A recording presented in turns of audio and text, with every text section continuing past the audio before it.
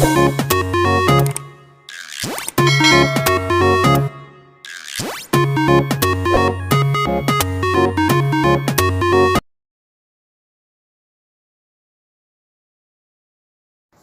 Students, आशा करती हूँ कि आप सारे लोग बहुत अच्छे होंगे और सारे ही अपने घरों में एकदम से सुरक्षित होंगे। वेलकम टू किरण आदि शिक्षा। यहाँ पर हम आज स्टडी करने वाले हैं एनसीईआरटी क्लास 10th का चैप्टर नंबर 1, जिसका नाम है रियल नंबर्स। और इससे पहले कि मैं इस चैप्टर को स्टार्ट करूं, मैं आपको बता दूं कि मेरे चैनल पर सारे ही क्लासेस के लिए 6 to 10th के लिए सारी ही मैथ्स की वीडियोस सारे चैप्टर्स की उपलब्ध हैं, तो आप वहां पर जाकर उन वीडियोस को भी देख सकते हैं। फिलहाल आज हम फर्स्ट चैप्टर स्टार्ट करेंगे न्यू सेशन 2021 में। और रियल नंबर पढ़ने से पहले हमको नंबर सिस्टम पता होना चाहिए, तो एक बार हम उसका ब्रीफ रिविज़न करेंगे कि नंबर सिस्टम क्या होता है, और उसके बाद हम आगे बढ़ेंगे रियल नंबर्स पे। तो हम शुरू करते हैं। पहले मैं नंबर सिस्टम से स्टार्ट करूंगी। ये बहुत छोटी बात है, बेसिक बात है, लेकिन इसको जानना जरूरी है, ठीक है। नंबर सिस्टम में हम जो सबसे पहले स्टार्ट करते हैं वो है नंबर कहाँ से आए, ठीक है। पहले हमें ये पता होना चाहिए कि नंबर कहाँ से आए। तो नेचर में जब काउंटिंग हमने स्टार्ट की, तो नेचर में काउंटिंग हमने हमेशा 1 से स्टार्ट की। आपने देखा होगा अपने घर में छोटे बच्चों को, जब हम उनको काउंटिंग सिखाते हैं 2 या 3 साल के बच्चों को, तो हम ये नहीं कहते कि 0 गिनो, ठीक है। हम कहते हैं बेटा बोलो 1 2, यानी कि काउंटिंग जो नेचर में स्टार्ट हुई वो 1 से स्टार्ट हुई। तो हमने क्या कैसे काउंट करना शुरू करा, 1 2 3 4, इस तरीके से हमने काउंट करना स्टार्ट करा। और ये जो नंबर्स हमको मिलते गए, इनको हमने एक क्लास के अंदर बंद कर दिया, ठीक है। एक जगह पर हमने इनको रख दिया। जैसे आप 10th क्लास के स्टूडेंट हैं तो एक क्लास में बैठते हैं, तो ऐसे ही हमने इनको एक कमरे के अंदर, एक क्लास के अंदर इनको बंद कर दिया। और इसको हमने कहा सेट, इसको हमने कहा सेट, हमने कहा। और क्योंकि ये नेचर में जो काउंटिंग थी वो स्टार्ट हुई थी 1 से, तो हमने जो ये ग्रुप बनाया इसको हमने कहा नेचुरल नंबर्स, इसको हमने कहा नेचुरल नंबर्स, ठीक है। और नेचुरल नंबर्स के ग्रुप को हम कैपिटल एन से डिनोट करते हैं। एन से क्यों? क्योंकि नेचुरल की स्पेलिंग एन से आती है। ये नेचुरल नंबर्स है, नेचर में आए एग्जिस्टेंस में, तो हम इस सेट को जो है कैपिटल एन से डिनोट करते हैं। थोड़े टाइम बाद आपको पता है कि जीरो की डिस्कवरी हो गई थी, और जीरो की discovery the great mathematician Aryabhata ने की, जो एक इंडियन मैथमेटिशियन थे। तो जैसे ही हमको जीरो का पता चला, तो हमने इस सेट में जीरो को भी रख दिया 1 से पहले, ठीक है। 1 से पहले हमने जीरो को भी रख दिया, तो हमें एक नया सेट मिल गया। और हमने कहा अब नंबर कंप्लीट हो गए, होल हो गए, ठीक है। तो इस सेट को, नए सेट को हमने कहा होल नंबर्स, इसको हमने कहा होल नंबर्स। और इसको हमने W से डिनोट किया। W से इसलिए क्योंकि होल की स्पेलिंग W से आती है, तो हमने इस सेट को किससे डिनोट किया, W से डिनोट किया। उसके बाद थोड़े टाइम बाद, देखिए कभी ना कभी कैलकुलेशन में ऐसा हुआ होगा, मान लिया हम किसी क्वेश्चन के लिए कैलकुलेशन कर रहे हैं और हमारे पास कुछ ऐसा आता है कि 8 - 3, तो आपको पता है कि 8 - 3 को हम 5 लिख सकते हैं। मे भी कभी ऐसा हुआ होगा कि कोई कैलकुलेशन करते हुए या किसी प्रॉब्लम को सॉल्व करते हुए, किसी क्वेश्चन को सॉल्व करते, सबसे पहली बार की मैं बात कर रही हूँ जब इंटीजर का कंसेप्ट आया होगा, तो हो सकता है कुछ ऐसे उल्टा आ गया हो, 3 - 8, यानी कि छोटे में से बड़ा माइनस करना है। तो उस समय मैथमेटिशियन ने सोचा कि इसको हम कैसे डिनोट करेंगे, इसको कैसे रिप्रेजेंट करेंगे, इसको कैसे दिखाएंगे। तो उन्होंने कहा कि इसको भी हम 5 में लिखेंगे, लेकिन -5 लिख देंगे, क्योंकि हम स्मॉल नंबर में से ग्रेटर नंबर को सब्ट्रैक्ट कर रहे हैं, तो हम इसको 5 ना लिख के -5 लिख जाएंगे। तो ये एक नया कंसेप्ट आया नंबर्स को जो है साइन के साथ लिखने का, प्लस या माइनस के साइन के साथ। तो ये नंबर्स जिनको हम साइन के साथ लिखते हैं उनको हमने बोला इंटीजर्स, उन नंबर्स को हमने बोला इंटीजर्स। इंटीजर्स को हम आई से डिनोट करते हैं। और इंटीजर्स के अंदर क्या क्या आते हैं, इंटीजर्स के अंदर 0 1 2 3, ये +1 है वैसे, +1 +2 +3 +4 इस तरीके से, और इधर -1 -2 -3 -4 इस तरीके से। ये एक नया सेट बन गया जिसमें प्लस माइनस दोनों टाइप के नंबर्स है। इसको कहते हैं सेट ऑफ इंटीजर्स, ठीक है।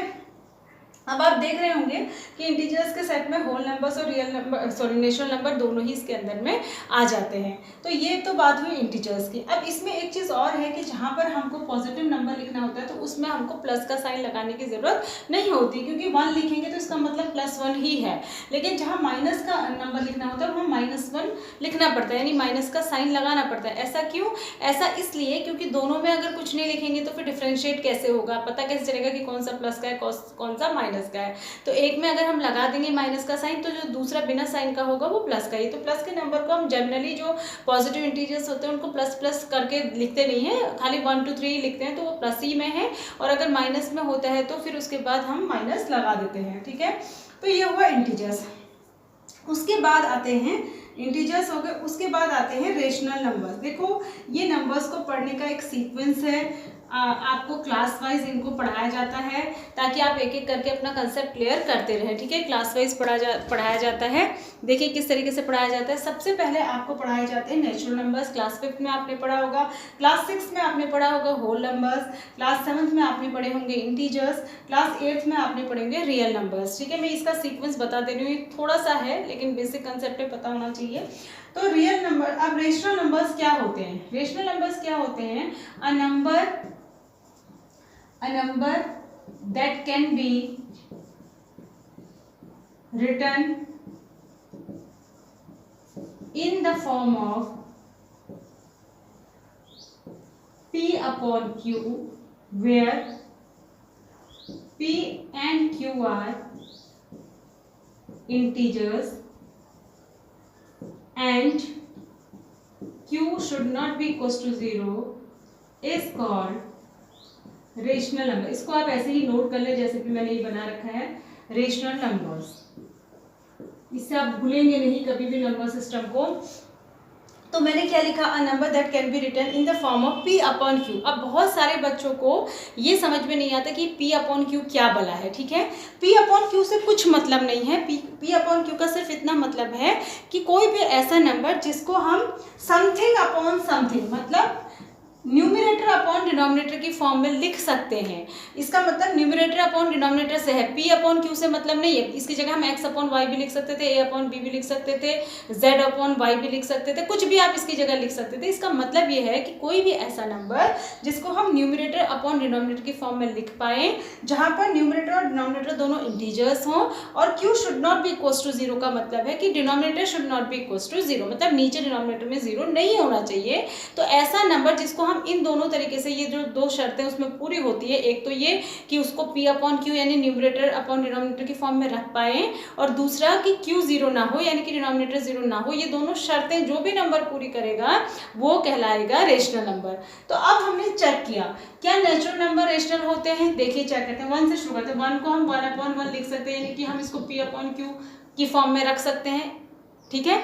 और दूसरा Q should not be equals to 0 means denominator should not be equals to 0, तो डिनोमिनेटर में 0 नहीं है, तो इसका मतलब 1 रेशनल नंबर हुआ। इसी तरीके से 2 को भी हम 2 अपॉन 1 लिख सकते हैं, 3 को भी 3 अपॉन 1 लिख सकते हैं, 4 को भी 4 अपॉन 1 लिख सकते हैं। तो यानी कि जितने भी सारे नेचुरल नंबर होंगे वो सारे ही रेशनल होंगे, ठीक है। उसके बाद अब आते हैं होल नंबर्स में, क्या ये रेशनल होते हैं या नहीं होते। होल नंबर्स में बाकी नंबर्स तो वही, एक 0 एक्स्ट्रा है तो 0 को चेक कर लेते हैं। 0 को भी आप 0 अपॉन 1 लिख सकते हैं, ठीक है। और यहाँ पर डिनोमिनेटर में 0 नहीं है, न्यूमरेटर में है लेकिन न्यूमरेटर वाली शर्त नहीं है। उसकी शर्त ये है कि आपका डिनोमिनेटर में 0 नहीं होना चाहिए, तो डिनोमिनेटर में 0 नहीं है। तो इसका मतलब ये भी रेशनल नंबर होने के लिए जो दो शर्तें हैं दोनों को पूरा करता है, इसलिए 0 भी एक रेशनल नंबर है। कभी कभी ये क्वेश्चन स्पेसिफिकली पूछा जाता है एक नंबर में कि इज 0 और रेशनल नंबर, तो you will write the yes 0 is the rational number, ठीक है।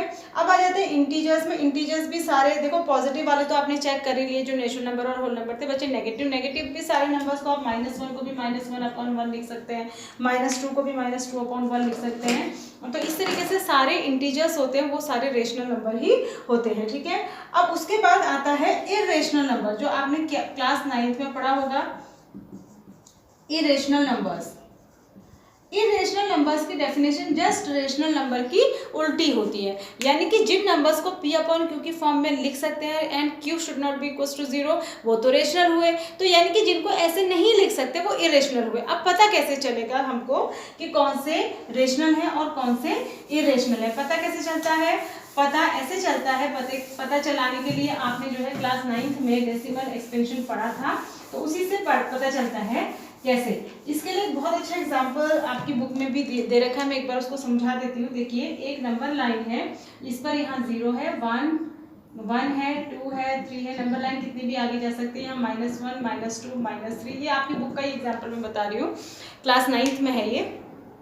तो एक कोई गर्ल है, ठीक है, एक कोई गर्ल है और उसके पास एक कोई बैग है, ठीक है। अगर वो एक बैग को लेकर इस लाइन के ऊपर ऊपर चल रही है और उसने पहले क्या किया, बैग में सारे नेचुरल नंबर भर लिए, उसके बाद 0 को भी डाल लिया, यानी सारे होल नंबर्स उसके बैग में आ गए। अब क्या बचे नेगेटिव इंटीजर्स, उसने सारे नेगेटिव इंटीजर्स भी डाल लिए। अब क्या बचे रेशनल नंबर, मतलब रेशनल नंबर का मतलब ये है कि ये तो रेशनल है, पर क्या है कि जैसे 1 और 2 के बीच में भी 0.5 आएगा ना, 2 और 3 के बीच में 2.5 आएगा, तो ऐसे बहुत और सारे रेशनल नंबर भी होंगे, वो भी सब उसने अपने बैग में डाल दिए। तो अब नंबर लाइन के ऊपर क्या बचा, अब नंबर लाइन के ऊपर जो बचा वो इरेशनल है, ठीक है। तो यानी कि नंबर लाइन में 2 ही तरीके के नंबर होते हैं, एक होते हैं रेशनल नंबर्स और दूसरे होते हैं इरेशनल नंबर्स, ठीक है। एक होते हैं रेशनल नंबर्स, दूसरे होते हैं इरेशनल नंबर, और इन दोनों को मिला के ही नंबर लाइन होती है। ये जो रेशनल नंबर है इसी के अंदर natural plus whole plus integer इसी के अंदर आते हैं, मतलब ये तीनों ही जो है रेशनल होते हैं। तो बाकी क्या बचा, इरेशनल। तो क्लास 10th में अब आपको जो पढ़ना है वो पढ़ना है इरेशनल नंबर्स, ठीक है, सॉरी इरेशनल नंबर नहीं, ये आपका रेशनल नंबर, इरेशनल नंबर तो आपने 9th में पढ़ लिए, रेशनल नंबर्स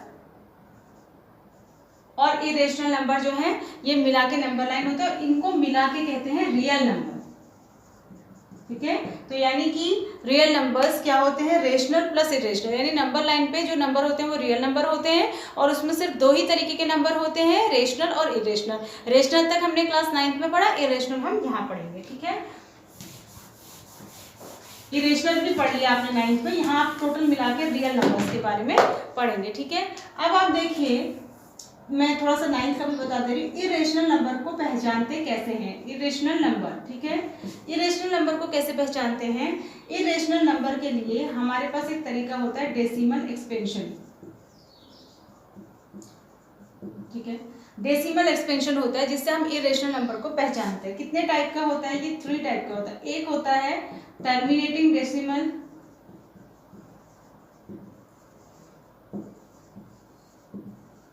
दूसरा होता है